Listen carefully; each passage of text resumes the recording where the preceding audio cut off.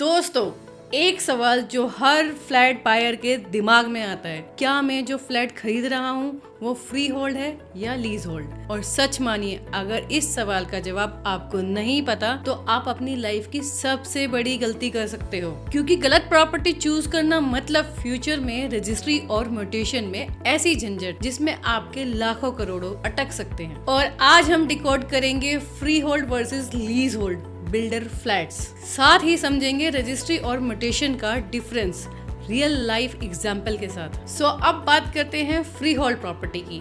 Free hold property का मतलब आप उस प्रॉपर्टी की जमीन दोनों के एब्सोल्यूट ओनर हो। आपको किसी से परमिशन लेने की जरूरत नहीं है। सेल करना है, गिफ्ट करना है, मॉर्गेज करना है, सब आपके कंट्रोल में है। सो एक एग्जाम्पल से समझते हैं।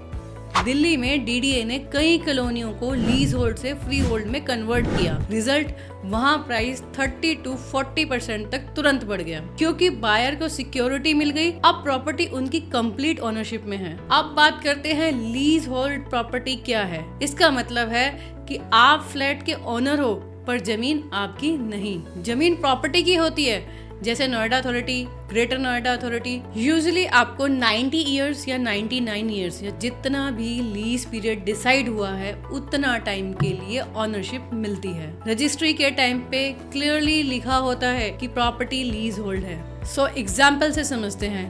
नोएडा और ग्रेटर नोएडा के 90% builder project lease hold land पर बने हैं। फ्लैट आपका है पर जमीन अथॉरिटी, और इसी वजह से रीसेल या ट्रांसफर में आपको टाइम लगता है। अथॉरिटी से एनओसी लेना मैंडेटरी होता है। रजिस्ट्री और म्यूटेशन का डिफरेंशिएट भी समझते हैं। अब चलते हैं सबसे पहले क्रिटिकल पॉइंट पे, रजिस्ट्री और म्यूटेशन। फ्री होल्ड प्रॉपर्टी में रजिस्ट्री के बाद म्यूटेशन सिंपल होता है। आपका नाम सीधा रेवेन्यू रिकॉर्ड में आ जाता है। किसी अथॉरिटी या थर्ड पार्टी परमिशन की जरूरत नहीं होती। लीज होल्ड प्रॉपर्टी में रजिस्ट्री तो हो जाती है, लेकिन म्यूटेशन या रीसेल के लिए आपको अथॉरिटी का अप्रूवल लेना पड़ता है। कई बार ट्रांसफर चार्जेस भी लगते हैं। ग्रेटर नोएडा अथॉरिटी के अंडर ऐसा केस हुआ है जहां बायर को रीसेल में मंथ लग गए क्योंकि क्लियरेंस पेंडिंग था। तो सीधा पॉइंट ये है कि लीज होल्ड में प्रोसेस ज्यादा लंबा होता है, कॉस्टली और अथॉरिटी डिपेंडेंट होता है। तो सवाल ये है, क्या लीज होल्ड प्रॉपर्टी खराब है?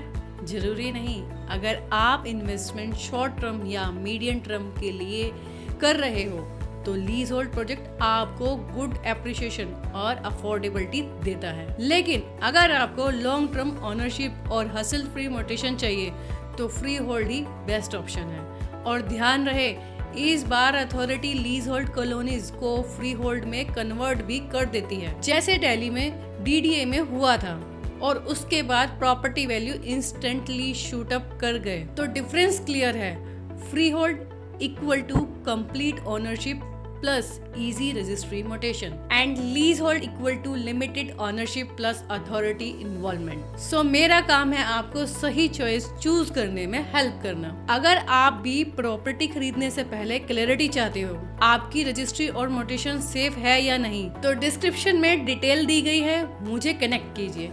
क्योंकि याद रखिए, प्रॉपर्टी सिर्फ दीवारें नहीं होती, ये आपकी लेगेसी होती है। और राइट लेगेसी बनाने के लिए राइट इन्फॉर्मेशन होना सबसे जरूरी है। और अगर आपको ये ब्रेकडाउन पसंद आया हो तो लाइक करें, चैनल सब्सक्राइब करें और ऐसे ही और फ्यूचर फोकस वीडियो के लिए जुड़े रहिए।